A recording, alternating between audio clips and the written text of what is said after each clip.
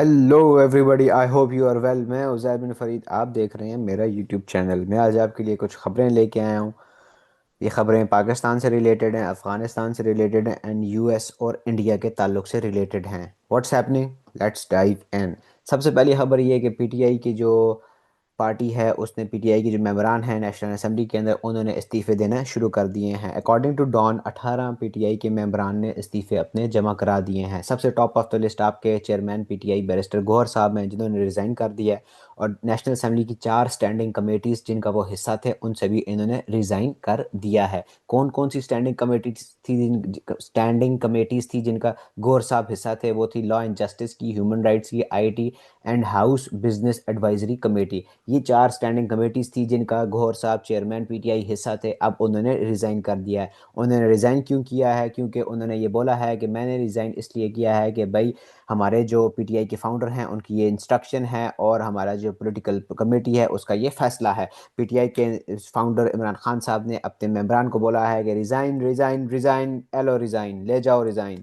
So the point being कि PTI ने resign देने शुरू कर दिए हैं। पीटीआई के चीफ विप आमिर डोगर साहब ने भी अनाउंस किया है कि उन्होंने रिज़ाइन दिया। उन्होंने बोला है कि मैं इमरान खान का सच्चा सिपाही हूँ। मैं अपने लीडर इमरान खान के हुक्म के ऐन मुताबिक कौमी असम्बली की स्टैंडिंग कमेटियों से इस्तीफ़ा पेश करता हूँ। मैं इमरान खान का सच्चा सिपाही हूँ और कोई भी ओहदा मेरे लीडर से ज़्यादा मानी नहीं रखता। मेरी सियासत का मकसद सिर्फ और सिर्फ इमरान खान का मिशन है, पाकिस्तान की हकीकी आज़ादी है और अवाम की खिदमत है। सो द पॉइंट बीइंग कि इमरान खान के जो फॉलोअर्स हैं, जो इमरान खान के स्टॉन्च फॉलोअर्स हैं, वो इमरान खान के पीछे खड़े हैं। वो इमरान खान की हर बात को मान रहे हैं, तस्लीम कर रहे हैं, इमरान खान की पॉलिसी को लेके चल रहे हैं। Excuse me. उन्होंने कौन कौन सी, आमिर डोगर साहब कौन कौन सी स्टैंडिंग कमेटीज का हिस्सा थे? हिस्सा थे जी, रिलीजियस अफेयर्स की स्टैंडिंग कमेटी का हिस्सा थे, interfaith harmony and religious affairs की स्टैंडिंग कमेटी का वो हिस्सा थे, यहाँ से उन्होंने रिज़ाइन दे दिया। पब्लिक अकाउंट्स कमेटी का वो हिस्सा थे, एनर्जी के स्टैंडिंग कमेटी का वो हिस्सा थे, और committee on the rules and procedures and privileges. So इस तरह की जो स्टैंडिंग कमेटीज़ होती हैं नेशनल असम्बली के अंदर, उनका ये हिस्सा थे, इन्होंने उनसे रिज़ाइन दे दिया है। इसके अलावा और कौन से मेंबरान हैं जिनके जिन्होंने इस्तीफ़े जमा कराए हैं? उनमें शामिल हैं जी, top of the list Amjad Ali Khan, Sahibzada Sibghatullah, Mehboob Shah, Junaid Akbar, Gauhar Ali Khan, Sahibzada शहजादा मोहम्मद गुस्तासफ खान, अली जदून, मुजाहिद अली, मलिक अनवर ताज, फजल मोहम्मद खान, साजिद खान, अरबाब आमिर अयूब, आसिफ खान, शेख वकास अकरम, अरशद शाही, मलिक आमिर डोगर, शबीर अली कुरैशी, अवैस झक्कड़। ये वो 18 मेंबरान हैं पीटीआई की जिन्होंने अपने इस्तीफ़े जमा करवा दिए हैं। ये बात किसने कंफर्म की है? नेशनल असेंबली के director general media Zafar Sultan Khan ने डॉन को ये बात कंफर्म की है कि भाई पीटीआई के इन 18 अरकान ने अपने इस्तीफ़े जमा करवा दिए हैं। टोटल कितनी स्टैंडिंग कमेटीज़ हैं? 34 स्टैंडिंग कमेटीज़ कि ये मेंबरान थे सारे डिफरेंट स्टैंडिंग कमेटीज़ के, अब इन्होंने अपने इस्तीफे जमा करा दिए हैं। So PTI is moving ahead with its resignation policy. PTI की हमेशा ये एक पॉलिसी रही है कि रिज़ाइन कर देती है, ये मैदान खाली छोड़ के आ जाती है। अब from practical point of view अगर देखा जाए तो पॉलिटिकल स्पेस कभी भी खाली नहीं छोड़नी चाहिए। पॉलिटिकल स्पेस को हमेशा पुर करना चाहिए, कंटेस्ट करना चाहिए, उसके अंदर जो अपोजिट पॉलिटिकल फोर्स होती है उसको पुश बैक देना चाहिए। लेकिन इमरान खान की पॉलिसी रही है, इन्होंने इलेक्शंस का बायकॉट वगैरह करते रहे हैं, पहले भी किए, अब भी ये कर रहे हैं। अब तो इनका ये स्टांस है कि भाई जिन सीट्स से जिनके ऊपर भी बाई इलेक्शंस होने हैं, उन सीट से जो हमारे बंदे उतारे हैं वो तो इलीगल उतारे हैं, वो तो सही उतारे ही नहीं है, वो तो कानून के मुताबिक नहीं है। तो लिहाजा हम अगर उनके ऊपर, उन सीट्स के ऊपर दोबारा इलेक्शन लड़ते हैं तो इसका मतलब ये है कि हम उन फैसलों को एक्सेप्ट कर रहे हैं। लिहाजा हम उन फैसलों को एक्सेप्ट नहीं करते, लिहाजा क्योंकि वो सीट्स हमारी ही हैं, by virtue of being right वो सीट्स हमारी हैं, तो हम उन पर इलेक्शन कंटेस्ट नहीं करेंगे। अगर हम करेंगे तो इसका मतलब है कि हम लेजिटिमेसी दे रहे हैं किसको? उस फैसले को जिसकी फैसले की बुनियाद पे हमारी सीट्स को, हमारे नुमाइंदों को नाअहल करार दिया गया। So this is the latest from PTI. PTI ने आखिरकार वो फैसला कर लिया है जो वो हमेशा से, जिसका जो उससे एक्सपेक्टेड था। ये तो पीटीआई से रिलेटेड है। उसके बाद फिर आपसे एक और खबर शेयर करूं कि पाकिस्तान का जो टेररिस्ट के खिलाफ जो जंग चल रही है उसके अंदर पाकिस्तान एयरफोर्स की जानिब से, पाकिस्तान की जानिब से अफगानिस्तान के अंदर एयर स्ट्राइक्स की गई हैं। 27 तारीख को रात 11:10 पे अफगानिस्तान के अंदर खोस्त और नंगरहार के प्रोविंसेस के अंदर इन्होंने अटैक्स किए हैं। और कौन कौन से शहरों में अटैक किए हैं? स्पीरा और शिनवर के मकाम पे ये अटैक हुए हैं। किन को टारगेट किया गया? High value targets. High value targets का मतलब इंपॉर्टेंट लोग, इंपॉर्टेंट उनकी जो फैसिलिटीज़ होती हैं उनको टारगेट किया गया। हाइड आउट्स थे वहाँ पे जहाँ पे ये लोग जाके छुपते थे, इनके वहाँ पे मकानात वगैरह थे, इनके वहाँ पे सॉर्ट ऑफ सेल थे जिनके अंदर ये रहते थे, ट्रेनिंग करते थे। और इस तरह की जो बाकी फैसिलिटीज़ हैं उनको खोस्त और नंगरहार के प्रोविंसेस के अंदर टारगेट किया गया। फितना अल खवारिज और तहरीक तालिबान के वहाँ पे लोग मौजूद थे, वहाँ पे इनके सेटअप्स थे। All intended targets were successfully engaged via precision tactical air strikes। जितने भी टारगेट्स को अटैक करना था उनको सक्सेसफुली हमारे जो ड्रोन्स गए उन्होंने सक्सेसफुली उनको टारगेट किया प्रिसीजन टैक्टिकल स्ट्राइक्स करके। कोई कोलैटरल डैमेज नहीं हुआ, कोई एक्स्ट्रा लोग नहीं मारे गए, कोई बच्चे, खवातीन, बूढ़े नहीं मारे गए। The high value targets served as operational and leadership level terrorist facilities.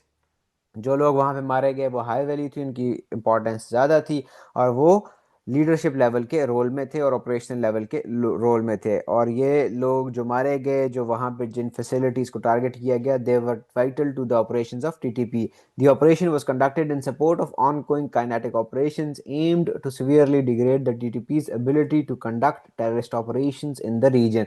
इस इन एयर स्ट्राइक का मकसद क्या था? इनका मकसद ये था कि भाई जो इस वक्त पाकिस्तान के अंदर जो जंग चल रही है, उस जंग के अंदर टेररिज्म के खिलाफ जो जंग चल रही है, टीटीपी के खिलाफ और बाकी जो बैंड ऑर्गेनाइजेशन हैं उनके खिलाफ जो जंग चल रही है, उस जंग में मदद हासिल की जाए, ताकि जहाँ से ये टीटीपी वाले, फितना अल खवारिज वाले, बीएलए वाले, मजीद ब्रिगेड वाले अफगानिस्तान में जाके जहाँ पे इनके हाइड आउट्स हैं, जहाँ पे इनके पीछे जो उनके इनकी जो छुपने की जगह हैं उनको टारगेट किया जाए, जहाँ पे इन्होंने वेपन छुपाए हुए हैं, ट्रेनिंग करते हैं, जहाँ पे इनकी कम्युनिकेशन होती है, जहाँ से इनके प्लानिंग होती है, उन जगहों को टारगेट किया जाएगा। तब इनके यहाँ पे ऑन ग्राउंड एक्चुअल जो इनके ऑपरेशंस हैं वो डिसरप्ट होंगे। तो ये बड़ा अच्छा है कि इनकी जो बैकबोन है उसको ये टारगेट अप कर रहे हैं। सो इट्स रियली गुड कि ये पाकिस्तान के अंदर जो टेररिज्म का मैनेस है उसको सीरियसली ले रहे हैं और उसके अंदर उसको ख़त्म करने के लिए काम कर रहे हैं। ये ड्रोन की तस्वीर है, ये रिप्रेजेंटेटिव इमेज है, नॉट नेसेसरली कि ये ड्रोन गया था। एनीवेज, सो तीसरी सबसे इंपॉर्टेंट खबर जी, बहुत ज़रूरी है समझना कि क्या हो रहा है इंडिया और ट्रम्प के दरमियान। मोदी और ट्रम्प के दरमियान जो बॉनहॉमी था वो आखिरकार ख़त्म हो गया। पीटर नवारो जो कि ट्रेड एडवाइजर हैं डोनाल्ड ट्रंप के, उन्होंने बोला है कि रशिया के अंदर जो जंग चल रही है वो पुतिन की जंग नहीं है, वो मोदीज वॉर है। He called it Modi's war. उन्होंने ऐसा क्यों बोला? उन्होंने ये बात इस वजह से बोली, उन्होंने कहा कि भाई इंडिया जो कुछ कर रहा है, इंडिया क्या कर रहा है? रशिया से तेल खरीद रहा है। इंडिया जो कुछ कर रहा है, रशिया से तेल खरीद रहा है, उसकी वजह से अमेरिका के अंदर हर बंदा लूज कर रहा है। हमारे कंज्यूमर्स, हमारे बिजनेसेस, हमारे वर्कर्स सब इंडिया के हाई टैरिफ्स की वजह से लूज करते हैं, जिसकी वजह से हमारी जॉब्स खत्म हो रही हैं, हमारी फैक्ट्रीज बंद हो रही हैं, हमारी इनकम कम हो रही है और वेजेस कम हो रही हैं। And then the tax payers lose. और फिर जो हमारे जो टैक्स पेयर है वो भी लूज करता है। वो कैसे लूज करता है? Because we have got to fund Modi's war, क्योंकि हम मोदी की जंग को फंड कर रहे हैं। हो क्या रहा है कि अमेरिका यूक्रेन को और यूरोपियन ममालिक के थ्रू एड प्रोवाइड करते हैं, वेपन्स प्रोवाइड करते हैं कि भाई यूक्रेन रशिया के खिलाफ लड़े। अब वो पैसा कहाँ से आता है जो अमेरिका यूक्रेन को एड की मद में देता है? टैक्स पेयर से आता है, अमेरिकन टैक्स पेयर देता है। अब प्रॉब्लम ये है कि एक तरफ American tax payer American government को पैसे देता है, वो उसको उठा के यूक्रेन को एड की मद में दे देते हैं कि यूक्रेन सक्सेसफुली रशिया के खिलाफ लड़ सके। अब रशिया दूसरी तरफ पैसे कहाँ से लाता है? रशिया अपना तेल बेचता है किसको? इंडिया को। इंडिया इस वक्त रशिया का तकरीबन, इंडिया का जो 40% क्रूड ऑयल है वो रशिया से आ रहा है। तो रशिया से वो तेल खरीदता है, रशिया को पैसे देता है, जिसकी वजह से रशिया के पास पैसे आते हैं और रशिया अपनी जंग को चला रहा है। तो इंडिया के साथ डोनाल्ड ट्रंप की ये एक अभी चल रहे हैं मामलात के। डोनाल्ड ट्रंप को गुस्सा है इंडिया के ऊपर कि भाई ये क्यों रशिया से तेल खरीदते हैं। मैंने इनको बोला है बात खरीदो, ये फिर भी खरीदते हैं, और रशिया इस वजह से अपनी जंग कंटिन्यू कर रहा है। और यही वजह है कि डोनाल्ड ट्रंप ने इंडिया के ऊपर 50% का टैरिफ लगाया। 50% का टैरिफ सिर्फ एक और मुल्क पे लगा, और वो ब्राज़ील के ऊपर लगा। उसके अलावा किसी मुल्क के ऊपर इतना ज़्यादा टैरिफ नहीं लगा। इवन चाइना के ऊपर नहीं लगा, चाइना के ऊपर भी काफ़ी कम है टैरिफ। सो इंडिया के ऊपर बहुत ज़्यादा टैरिफ है इसी वजह से, क्योंकि इंडिया रशिया से तेल खरीदता है। ये बात भी समझनी चाहिए कि ये जो टैरिफ्स इंडिया के ऊपर लगे हैं ये 27 अगस्त को, कल के दिन में ये इन इफेक्ट आ गए। इसका मतलब ये है कि इंडिया की जो गुड्स हैं जो अमेरिका में आती हैं, जिनको इंडिया एक्सपोर्ट करता है अमेरिका में, उन गुड्स की प्राइस अमेरिका पहुंचते पहुंचते 50% बढ़ जाएगी। अगर 100 रुपये की एक चीज़ अमेरिका में पहले बिकती थी, अब उसकी 50 प्राइस 50% बढ़ के 150 हो जाएगी। क्यों? क्योंकि उस पर 50% का टैरिफ लग गया, लेवी लग गई।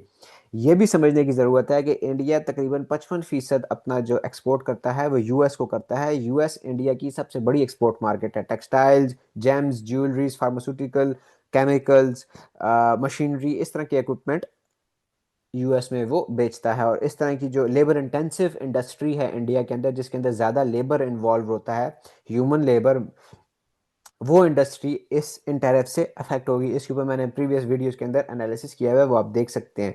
सो वो इंडस्ट्री इससे अफेक्ट होगी, जिसकी वजह से इंडिया के अंदर इंडस्ट्री बंद होगी, अनएम्प्लॉयमेंट बढ़ेगी, इंडियन इंडस्ट्री को नुकसान होगा। सो ये इस वक्त ट्रेड वॉर चल रही है। और पीटर नवारो का ये कहना है कि भाई ये पुतिन की जंग नहीं है, ये मोदी की जंग है। ये और भी like sort of upping the anti against India. पहले तो चलो एक इकोनॉमिक इकोनॉमी के रेलम के अंदर, ट्रेड के रेलम के अंदर रह के बात हो रही थी, लेकिन अब जो बात हो रही है, अब बात पॉलिटिकल रेलम में आ गई है। अब बात लाइक वो ये कह रहे हैं कि ये मोदी जी की जंग है। ये जो बात उन्होंने की है कि ये मोदी की जंग है, this is highly disturbing, this is highly concerning for India, must be highly concerning for India. कि अब इस तरह इसको पिच किया जा रहा है कि ये मोदी इस जंग को फाइनेंस कर रहा है। सो लाइक फिर तो अगर इस तरह इसको फाइनेंस पिच किया जाएगा, फिर तो यूरोपियन कंट्रीज के ऊपर भी प्रेशर आएगा कि वो इंडिया के साथ अपने ताल्लुकात को कट करें। अमेरिका ये प्रेशर डालेगा डेफिनेटली, क्योंकि इंडिया रशिया की जंग को फाइनेंस कर रहा है। सो लेट्स सी कि how this thing turns out. लेकिन it's like it's not getting any better. India और अमेरिका के जो मामलात हैं वो आपस में बेहतर नहीं हो रहे। So let's see how it turns out. वो ये कहता है कि what's troubling to be, Navarro said, is that the Indians are so arrogant about this. Indians arrogant है, उनको कह रहे हैं कि भाई मत करो, वो फिर भी एरोगेंट है, वो फिर भी बात नहीं सुन रहे। They say oh we don't have higher tariffs, oh it's our sovereignty, we can buy oil from anyone we want. ये असल में उसकी बात कर रहा है। जयशंकर जो है नहीं, हर वक्त बैठा हुआ बातें कर रहा होता है। Anyways, India, you are the biggest democracy in the world, okay? Act like one. Wow. This is really like sort of, you took a dig at India. What's troubling to me is that the Indians are so arrogant about it. Indian इसके बारे में बहुत arrogant है. They say, oh, we don't have higher tariffs. Oh, हमारे तो higher tariffs नहीं है। ये हमारी सॉवरेनिटी, हम इस वजह से कर रहे हैं, हमारी मर्जी, हम जिससे तेल खरीदें, क्योंकि हम सॉवरेन कंट्री हैं। India, you are the biggest democracy in the world, okay? Act like one. तुम सबसे बड़ी जमहूरियत हो, सबसे बड़ी डेमोक्रेसी हो, इस तरह एक्ट करो। So this is like the latest from me, from my side. India US के जो हालात हैं उस पर मैंने आपको दिया ये कि ये मामला कहाँ पे खड़े हैं। पाकिस्तान की दहशतगर्दी के खिलाफ जंग के ऊपर भी हमने आपको थोड़ा सा बताया कि क्या हो रहा है। एंड देन पाकिस्तान की इंटरनल पॉलिटिक्स के ऊपर सैलाब तो आए हुए हैं, और आपके जो हुक्मरान है वो कश्तियों में बैठ के कभी शूं करते हुए इधर जाते हैं, कभी शूं करते हुए उधर जाते हैं, कभी जहाज़ों में चक्कर लगाते हैं, लेकिन अवाम पाकिस्तान में मर रही है, जो कि गरीब की हमेशा से मीरास रही है। So that's all from my side. अपना ख्याल रखें। आई सी यू अगेन। कोई कमेंट हो, कोई फीडबैक हो, कोई फैक्ट चेक हो, कमेंट्स में ज़रूर बताएं, and I get back to you with more. अपना ख्याल रखें।